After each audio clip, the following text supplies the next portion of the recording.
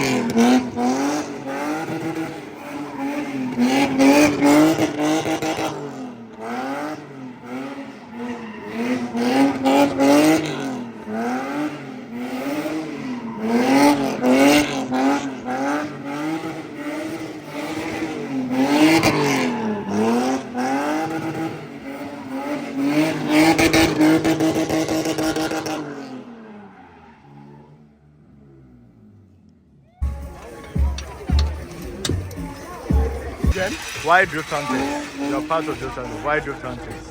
So, ideally, we wanted to bring something new and unique.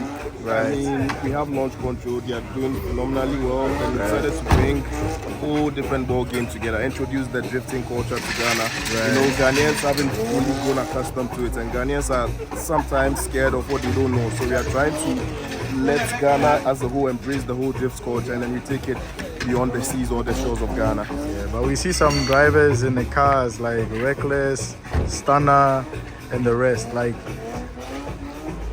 what kind of skill do you have to hone to be able to drift? So I'd say between Reckless and Stunner, they've been doing it for a while now. Because Stunner started doing this way back in his Accra Academy days, and then Car Body started with his 63. So you can say that they have some experience under their belts. We also have other drifters as well. We have Kim Jaga, we have Roy Fabs, we have Akibosu, we have Mechanic Performances. So everybody knows their strengths, everybody knows their weaknesses, and everybody's improving upon them. And I saw you guys had a really big show in December. That was at Lagos City Mall. 25,000 people, over 25,000 people, if I recall. That's crazy. And that was our maiden edition. And this year we are going bigger and harder. Wow. So stay tuned for that. Wow. So you heard it here, guys. Stay tuned for the Panthers because they're coming big this December. Stand away. Hey.